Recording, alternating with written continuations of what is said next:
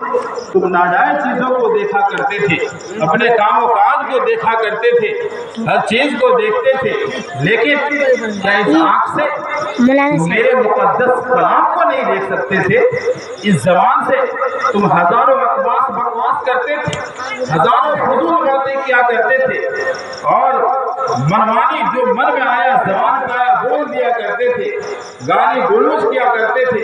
लेकिन क्या इस जबान से कभी सुभान अल्लाह, अल्हम्दुलिल्लाह, अल्लाहु अकबर, ला इलाहा इल्लल्लाह, मुहम्मदुर रसूलुल्लाह अब कुरान पढ़ना भी तो तुमको आता था? तुमने नाज़र मौलवी साहब के पास, इमाम साहब के पास पढ़ा था? क्या जिंदगी में कभी भी कुरान करीम खोल के देखा और अपने इस जबान को हरकत दिया? ये जबान जहाँ आँख खुलने के बाद से लेकर आँख बंद होने तक फजूल बकवास में लगी हुई है, गाली गलौज में लगी हुई है, झगड़े लड़ाई में कैंची की तरह चल रही है।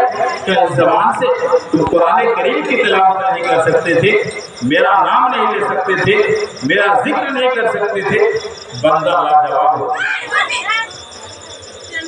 अल्लाह के सामने कोई जवाब नहीं बन पड़ेगा, लाजवाब हो जाएगा और उसे कुछ समझ में नहीं आएगा।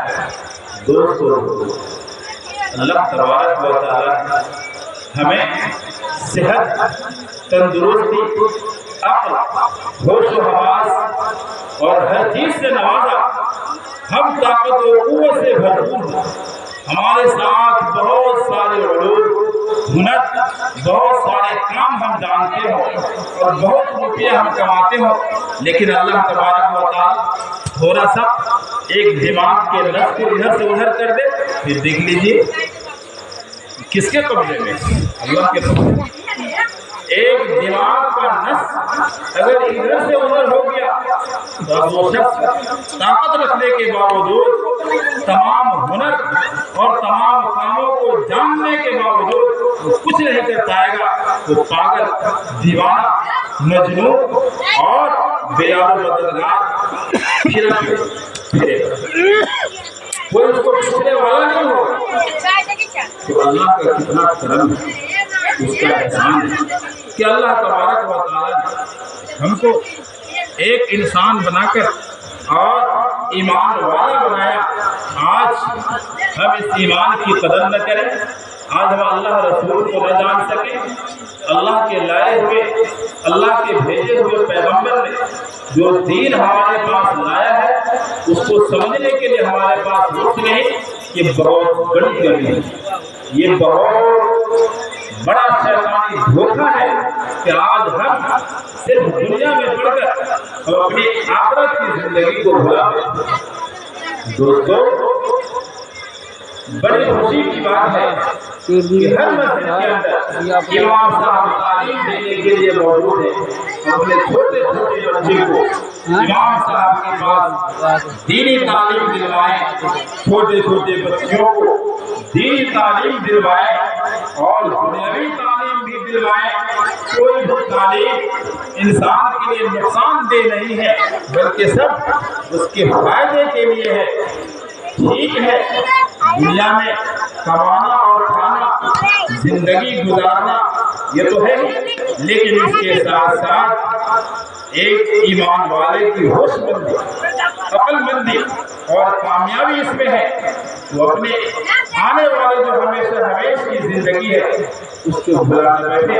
और अल्लाह तबारक व तआला ने जो अपने मुकद्दस कलाम के अंदर ये ऐलान फरमा दिया कि हमने इंसान और जिन्नात को सिर्फ इसलिए पैदा नहीं किया कि वो दुनिया के अंदर फिरता रहे, घूमता रहे और मनमानी करता रहे, बल्कि इसलिए पैदा किया है वो मेरी इबादत करे, वो मेरे हुक्म के मुताबिक जिंदगी गुजारे। आपके सामने जो कुरान करीम की आयत पढ़ी गई थी, या अय्युहल्लज़ीना आमनू तक़ुल्लाहा हक़्क़ तुक़ातिही व ला तमूतुन्ना इल्ला व अंतुम मुस्लिमून, कि ऐ ईमान वालों, अल्लाह तबारक व तआला से ऐसा डरो कि जैसा उससे डरने का हक।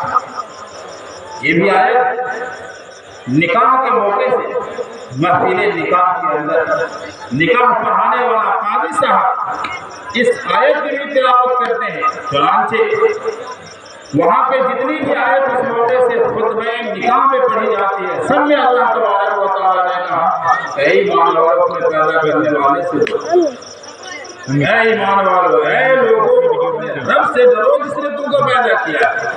اب بتائیے خوشی کا موقع ہو، ارے شادی کی مجلس ہے، محفل ہے، بارات آئی ہوئی ہے یا بارات گئی ہوئی ہے، لوگ مست ہیں، مگن ہیں، سمجھی سے مل رہا ہے، نوشہ والوں کے دوست و احباب اس سے مل رہے ہیں، شادی کی مبارکبادی دے رہے ہیں، ایک دوسرے سے ملاقات ہو رہی ہے، لیکن اللہ کا حکم اور خطبہ نکاح کے اندر جو علماء کرام، قضات حضرات، مفتیان کرام جو خطبہ دے رہے ہیں، جو آپ صلی اللہ علیہ وسلم سے خطبہ منقول ہے، جو آپ صلی اللہ علیہ وسلم سے ثابت ہے، وہ آیت کریمہ کر رہے ہیں کہ جس میں سب میں اللہ سے ڈرنے کا حکم ہو رہا ہے۔ بتائیے اس خوشی کا موقع میں اللہ سے ڈرو، لوگ اچھے اچھے کھانے کھائیں گے، عمدہ سمدہ ناشتہ کریں گے، اور قاضی صاحب کریں اللہ سے ڈرو، تو مسجد میں تو نہیں بیٹھے،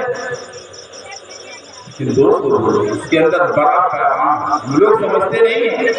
ہم لوگ تجربی سرسری طور سے میلاد بھی کرا لیتے ہیں، چلو بھائی ایک بدعت اور رسم پورا ہوا، لیکن اس کے اندر جو بات اللہ رسول کی ہوتی ہے اس